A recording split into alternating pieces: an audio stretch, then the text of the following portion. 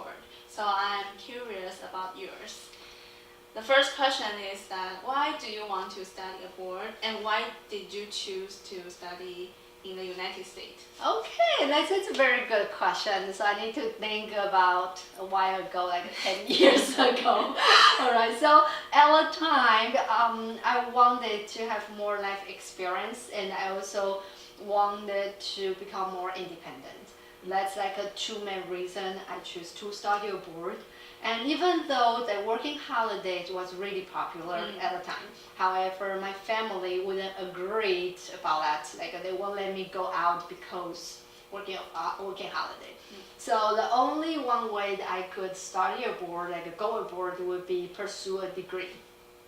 And at the time I was working on my master's degree, and my professor warned me.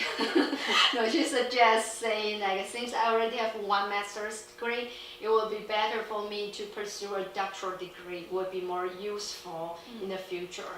So that's why I kind of start applications and then to find a doctoral program and submit all my materials and finally like I could study abroad. Yeah, and then why I choose the US, actually the main reason is because of the cost, the expense. Yeah, I searched the information in the UK, however, it was way too much for me to afford. Yeah, and then I look at the cost, like especially at the school I chose, and kind of look at my bank account and I realize, okay, good. As long as I apply for scholarship, and then I got scholarship, and I can afford myself study abroad. Yeah. And next, how did you choose your the school and your major? Okay, that's nice. So we need to go back to 10 years ago again. So the first time I went to the University of Idaho, it was in the summer of 2008. And at the time, I actually was working on my master's degree. And then I was writing the thesis, which is like a book for you to write, for a master's student to write. And then the process was not happy at all. Like, it's really hard. The only thing you need to do is read, do literature review, and then go back to your writing. Yeah, so I wanted to have a break for myself. So I kind of talked with my professor, and then she suggested me to kind of visit her university, which is University of Idaho. So I applied the summer program there, and then I went to school there in the summer. That is the perfect time, nice weather. And so I went to school in the morning and I did homework in the afternoon. After that, I went out for fun. Yeah, so I went hiking, fishing, and then walking every day from one place to another. And also because it was summertime, so the sun sets around 8:30 p.m. actually, so pretty late. So you can see like I have like a long time to play, to have fun after doing homework. And then that's how I choose. Like when I came back, I start to find different schools in different area, and then I also I wanted to keep learning my English. So I didn't want to choose a place with a lot of Chinese speakers. Yeah, so California would be the first one out of the list. Texas is the second one I removed from my list as well because lots of Taiwanese students like there. The weather in Texas is pretty much close to Taiwan. Yeah, so that's also why Taiwanese students like there. So these two big cities are removed. And New York City, again, is too expensive. Yes. So bye-bye New York. So I started to look and then kind of University of Idaho since I went there. So I had like knowledge and understanding experience living there. So I would know I could survive if I studied there for a few years. Yeah, and I also applied for other universities, but you know, doesn't mean you submit the application, doesn't mean you will get accepted later.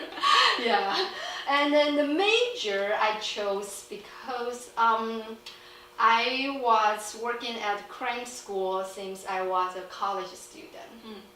So I taught at crime school, I taught the young kids English. And then by the time I realized teaching would be a job I'm interested in a lot and I enjoy. Like right now I still enjoy teaching a lot. So that's why I started looking for the major related to my experience. So the first I actually applied for adult and organization leadership, and I got denied. Yeah, I got denied. Very good. The main reason the committee told me was like I didn't have enough experience working with adult learner because they look at my applications, my materials, and then they found out that my experience were all related to K-12. Like from kindergarten, elementary school kids, junior high school to senior high. Yeah, so they suggested me to apply for curriculum and instruction. So I did, and then that's how I got accepted and working on curriculum and instruction, which belongs to College of Education. Yeah, so that's how I decide.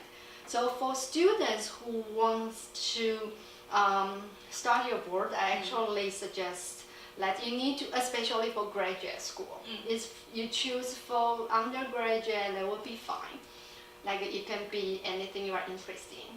It could be different major you're studying right now. Yeah, but if you want to study a graduate school abroad, like in another country, especially in America, yeah, they do look at your experience very much. Yeah, they value that part a lot. Working experience. Your working experience, because the courses in master's, like in graduate program, including master's degree and the doctorate degree. Yeah, the professor usually will give you some knowledge about the topic, yeah, the concept. But the professor will not start from the basic foundation part. Yeah, usually professor will assume you know the knowledge, the basic concept.